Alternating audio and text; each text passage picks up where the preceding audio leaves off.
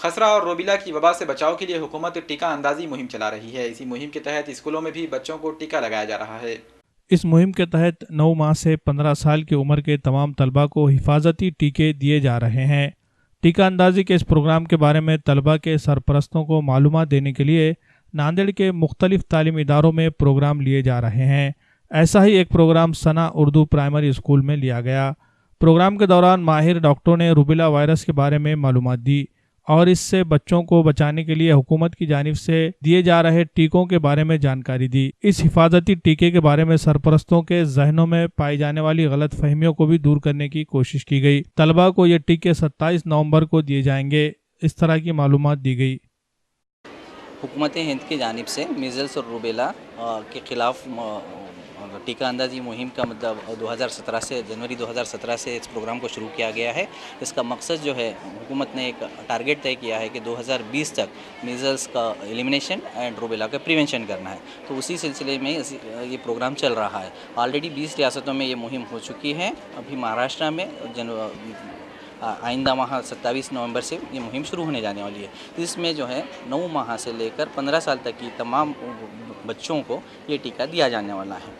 इसलिए जो हमको टारगेट जो मिलने वाला है स्कूल्स में, मतलब जो ज़्यादा तादाद में बच्चे रहेंगे 70 से 80%, इसलिए तमाम स्कूल, चाहे वो CBSE बोर्ड रहो, ICSE रहो, दीनी मदारिस रहो, आश्रम शाड़ा रहो, ये तमाम मदारिस को इसमें कवर किया जाने वाला है। और जो बच्चे स्कूल नहीं जाते हैं, 9 माह से 6 साल तक के बच्चे हैं, उन्हें करीबी अपने आंगनवाड़ी में या फिर हेल्थ पोस्ट जहाँ कॉरपोरेशन के हॉस्पिटल से वहाँ यहाँ टीका दिया जाएगा। जहाँ तक उलमा की और मुख्तलिफ मिली तंजीमों का सपोर्ट की बात की जाए तो इसमें किस तरह का सपोर्ट है? जी, ऑलरेडी इसके लिए खाजी शरीयत मुस्लिम पर्सनल लॉ बोर्ड की जानिब से इसकी हिमायत में ऑलरेडी एक लेटर जारी हो चुका है। साथ में जमात इस्लामी हिंद, दारुल उलूम नदवा, दारुल उलूम हैदराबाद, जमात निज़ामिया, इन तमाम लोगों ने इस सिलसिले में अपने हिमायती लेटर्स तो शाये किए हैं। ये टीका जो है बिल्कुल सेफ़ है। इसकी वजह से किसी किस्म के मुज़िर असरात या इसके साइड इफ़ेक्ट्स वगैरह कोई नहीं है। ये सिर्फ अपने बच्चों में, नौनिहालों में इस बीमारियों से तदारुक के लिए दिया जाने वाला है।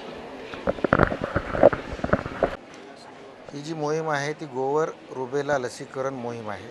या मोहिमेअंतर्गत आपण 9 महिन्यापासून ते 15 वर्षापर्यंतच्या बालकांना गोवर आणि रुबेला या आजारांपासून, जे प्राणघातक आजार आहेत, ज्या आजारांमुळे लहान मुलांमध्ये मृत्यूचं प्रमाण खूप जास्त आहे, ते रोखण्यासाठी, त्याच्यावर आवर घालण्यासाठी हे आपण मिझल्स आणि रुबेला जी मोहीम आहे ही भारत सरकार यांनी सुरू केलेली आहे। या मोहिमेचा उद्देश गोवर या आजाराचे समूळ उच्चाटन आणि रुबेला या आजारावर जेवढे होईल तेवढे शक्य जेवढे होईल शक्य तेवढं नियंत्रण ठेवणे, या 2 उद्देशासाठी आपलं हे मिझल्स आणि रुबेला लसीकरण आहे।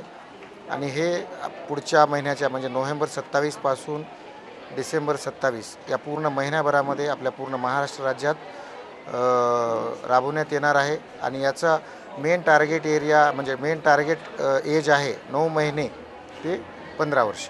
या पॅरेंट्समध्ये कन्फ्युजन अशा प्रकारचं आहे की ही लस दिल्यानंतर याचे दुष्परिणाम काय होऊ शकतात, म्हणजे ताप येते का किंवा झटका येऊ शकतो का। तर या संदर्भात मला असं सांगायचं आहे की या लसी एवढी सुरक्षित लस दुसरी कोणतीही लस नाही, अतिशय सुरक्षित लस आहे।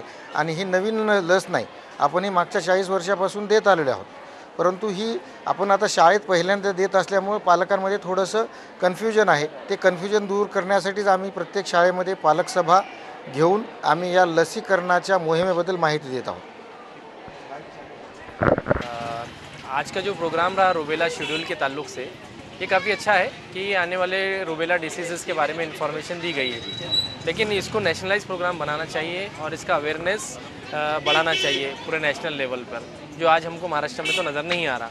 जैसा कि अभी सर ने बताया कि 21 स्टेट में ये स्टेट में लागू हो चुका है और इम्प्लीमेंटेशन हुआ है, लेकिन इसका महाराष्ट्र में इतना अवेयरनेस नहीं है, तो इसको अवेयरनेस को बढ़ाना चाहिए।